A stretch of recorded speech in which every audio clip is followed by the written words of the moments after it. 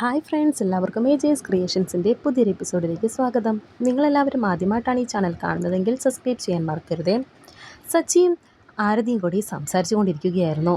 സച്ചി ഇപ്പോൾ അർച്ചനയുടെ കാര്യമാണ് സംസാരിക്കുന്നത്. അർച്ചന പതിയെ പതിയെ എൻ്റെ ജീവനായി മാറി. അപ്രതീക്ഷിതമായിട്ട് എനിക്ക് അർച്ചനയെ വിവാഹം കഴിക്കേണ്ടി വന്നിരുന്നു.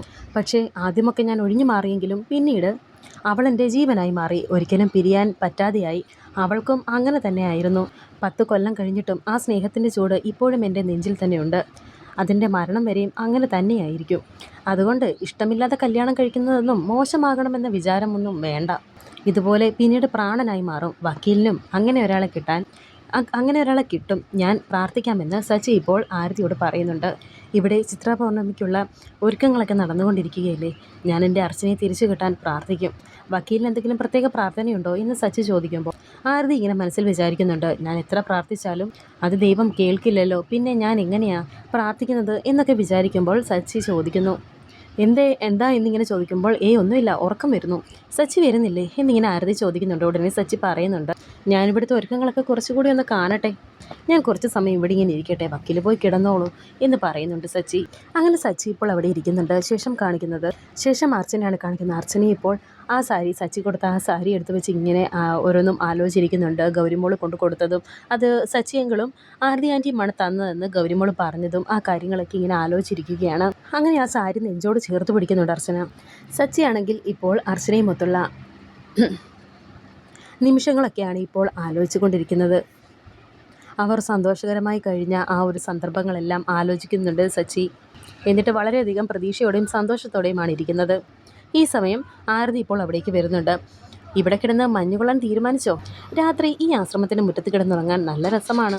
ഞാൻ ഇത്രയൊക്കെ പറഞ്ഞിട്ടും എന്താ ഒരു സന്തോഷമില്ലാത്തത് എന്ന് ആരതി ചോദിക്കുന്നുണ്ട്. ഉടനെ സച്ചി പറയുന്നുണ്ട്, ഞാനിവിടെ ഇരിക്കുമ്പോഴെല്ലാം എൻ്റെ മനസ്സിൽ കയറി വരുന്നത് അർച്ചനയാണ്. എന്തൊരു സന്തോഷമായിരുന്നു. നെല്ലിശ്ശേരി കുടുംബത്തെ താങ്ങി നിർത്തിയത് അർച്ചനയായിരുന്നു.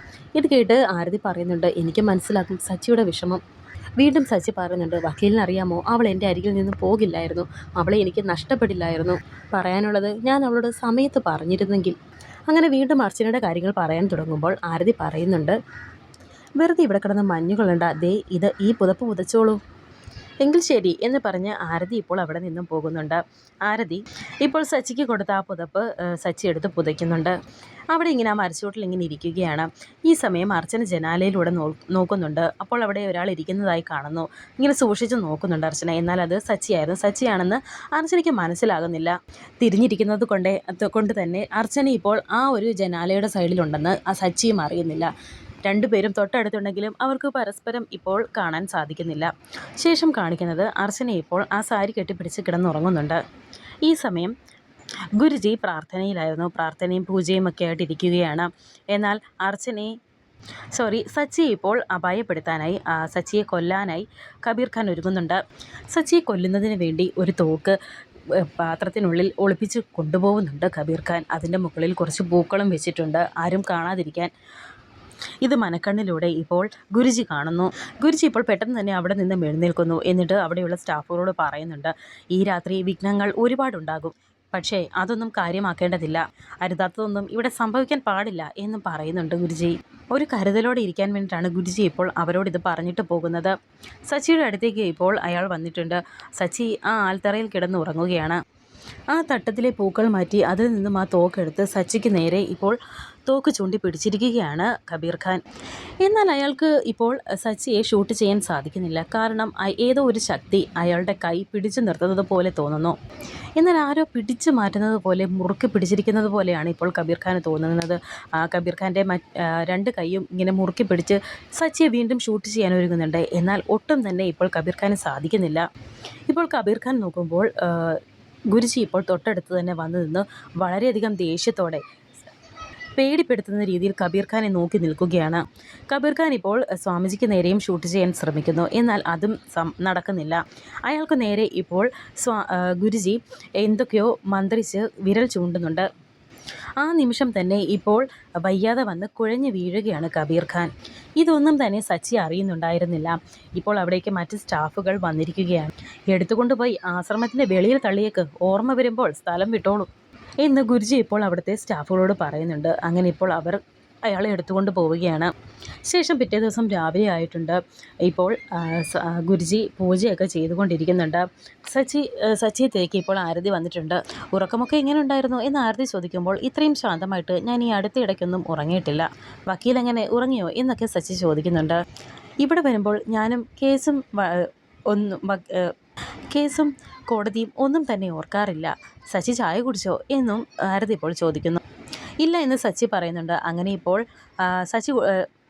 ചായ കുടിക്കാൻ പോകാമെന്ന് പറഞ്ഞ് സച്ചിയെ വിളിച്ചുകൊണ്ട് ആരതി ഇപ്പോൾ പോകുന്നുണ്ട്. ഗോകുൽ സാറിനെ കണ്ടിരുന്നോ? സമൃദ്ധ മാഡത്തിന് ഓർമ്മ തിരിച്ചു കിട്ടുമെന്നുള്ളത് ഉറപ്പാണോ എന്നും ഇപ്പോൾ സച്ചി ആരതിയോട് ചോദിക്കുന്നു.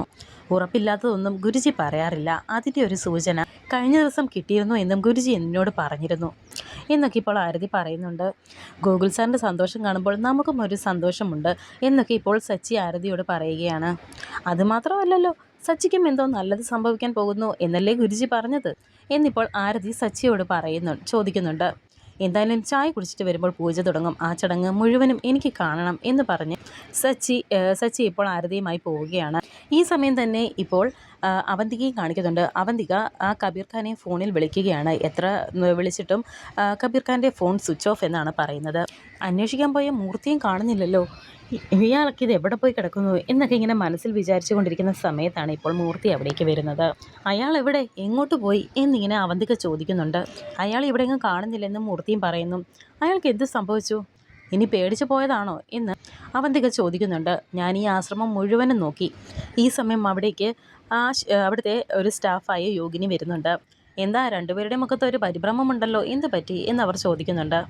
ഒന്നുമില്ല, ഞങ്ങളിവിടെ ഇങ്ങനെ ഓരോന്ന് സംസാരിച്ച് നിൽക്കുകയായിരുന്നു എന്ന് അവന്തിക കള്ളം പറയുന്നു. നിങ്ങളൊന്നും മറയ്ക്കാൻ ശ്രമിക്കേണ്ട, നിങ്ങൾ മറയ്ക്കുന്നതൊന്നും ഗുരുജിയുടെ മുന്നിൽ മറയാകില്ല എന്നൊക്കെ അവർ പറയുന്നുണ്ട്. എന്നിട്ട് പറയുന്നുണ്ട്, എന്തെങ്കിലും പ്രശ്നങ്ങളുണ്ടെങ്കിൽ പറഞ്ഞുകൊള്ളൂ.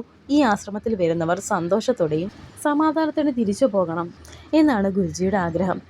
നിങ്ങളുടെ മുഖം കണ്ടിട്ട് എന്തോ നഷ്ടപ്പെട്ടതുപോലെ, എന്തായാലും പറഞ്ഞോളൂ എന്ന് ആ യോഗിനി ഇപ്പോൾ പറയുന്നുണ്ട്. ഉടനെ ഇപ്പോൾ അവന്തിക പറയുന്നു, എൻ്റെ കൂടെ വന്ന ഒരു സഹായി ഉണ്ടായിരുന്നു, ഒരു കേശവൻ പോറ്റി. രാവിലെ മുതൽ അദ്ദേഹത്തെ കാണുന്നില്ല. ഞങ്ങൾ ഇവിടെയെല്ലാം നോക്കി, ഫോണിലും വിളിച്ചു നോക്കി, പക്ഷേ ഫോൺ സ്വിച്ച് ഓഫ് ആണ് എന്നൊക്കെ അവന്തിക പറയുന്നത് കേട്ട്, ഇനി അയാൾ അന്വേഷിക്കേണ്ട, എത്തേണ്ടിടത്ത് അയാൾ എത്തിക്കഴിഞ്ഞു, അതിനെക്കുറിച്ച് ഇനി നിങ്ങൾക്കൊരാശങ്കയും വേണ്ട എന്ന് പറഞ്ഞ യോഗിനി ഇപ്പോൾ അവിടെ നിന്നും പോവുകയാണ്. അവർ പോയ പുറകെ ഇപ്പോൾ അവന്തിക പറയുന്നുണ്ട്, ഞാൻ പറഞ്ഞില്ലേ, ആ ഗുരുജി ഭയങ്കരനാണ്, അയാൾക്ക് കാര്യങ്ങളെല്ലാം മനസ്സിലായി. ഒന്നുകിൽ കബീർ ഖാനെ അവർ ട്രാപ്പിലാക്കി, ഇല്ലെങ്കിൽ അയാൾ ഇവിടെ നിന്നും പേടിച്ചോടി എന്ന് അവന്തിക ഇപ്പോൾ മൂർത്തിയോട് പറയുന്നു.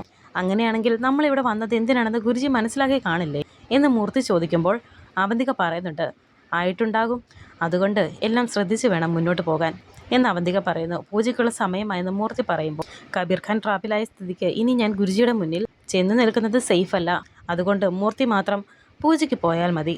വിവരങ്ങളെല്ലാം കറക്റ്റ് സമയത്ത് എന്നെ അറിയിച്ചാൽ മതി. പൂജാ ചടങ്ങുകൾക്കെല്ലാം ശ്രദ്ധിച്ചു വേണം നിൽക്കാൻ. അവിടെ മുടക്കാൻ എന്തെങ്കിലും ഒരു അവസരം കിട്ടിയാൽ ഉടനെ മുടക്കിയിരിക്കണം. ഇത് നമ്മുടെ ലാസ്റ്റ് ചാൻസ് ആണ് എന്നും അവന്തിക ഇപ്പോൾ മൂർത്തി ഓർമ്മിപ്പിക്കുന്നുണ്ട്. അവസാന സമയം നമുക്ക് എന്തെങ്കിലും അവസരം കിട്ടും, എങ്ങനെയെങ്കിലും ഞാൻ പൂജ മുടക്കിയിരിക്കും എന്ന് പറഞ്ഞ് മൂർത്തി ഇപ്പോൾ അവിടെ നിന്നും പോകുന്നുണ്ട്. അർച്ചനയുടെ പുതിയ ജീവിതത്തിനും പഴയ ജീവിതത്തിനും ഇടയിൽ ഇനി നിമിഷങ്ങൾ മാത്രമേ ഉള്ളൂ. ഈ പൂജ കഴിഞ്ഞാൽ അവൾ സമൃദ്ധിയായിരിക്കുമോ അതോ അർച്ചനയായിരിക്കുമോ എന്നൊക്കെ ഇങ്ങനെ മനസ്സിൽ വിചാരിക്കുകയാണ് അവന്തിക. ഈ സമയം അർച്ചനയെ കാണിക്കുന്നുണ്ട്. അർച്ചന ആ ചുവന്ന പട്ടുസാരിയൊക്കെ ഉടുത്ത് വളരെയധികം സന്തോഷത്തോടെ നിൽക്കുന്നുണ്ട് അർച്ചന. സച്ചിയാണ് ആ സാരി വാങ്ങിക്കൊടുത്തതെന്ന് അർച്ചനയ്ക്ക് അറിയില്ല.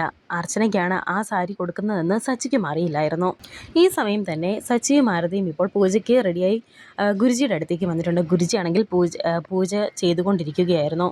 പിന്നീട് കാണിക്കുന്നത് അർച്ചനയാണ്. അർച്ചനയോട് ഇപ്പോൾ അവിടുത്തെ ആ യോഗിനി ചോദിക്കുന്നുണ്ട്, ഇപ്പോൾ അർച്ചനയ്ക്ക് എന്ത് തോന്നുന്നു എന്ന്, സമൃദ്ധിക്ക് ഇപ്പോൾ എന്ത് തോന്നുന്നു എന്ന്. ഉടനെ അർച്ചന പറയുന്നുണ്ട്, എൻ്റെ ഉള്ളിൽ എന്തോ ഒരു വെളിച്ചം വരുന്നത് പോലെ തോന്നുന്നു എന്ന് പറയുമ്പോൾ ആ യോഗിനി വീണ്ടും പറയുന്നുണ്ട്, ഇന്നൊരു സാധാരണ ദിവസമല്ല. പൂജയുടെയും പ്രാർത്ഥനയുടെയും മരുന്നിൻ്റെയും എല്ലാം ശക്തിയിൽ നീ നിന്നെ തന്നെ കണ്ടെത്തുന്ന ഒരു ദിവസമാണ്. മറന്നുപോയത് ഓർത്തെടുക്കാൻ സാധിക്കും, പ്രാർത്ഥിച്ചോളൂ എന്ന് അവർ പറയുന്നു. അങ്ങനെ ഇപ്പോൾ അർച്ചന മനസ്സുരുക്കി പ്രാർത്ഥിക്കുന്നുണ്ട്.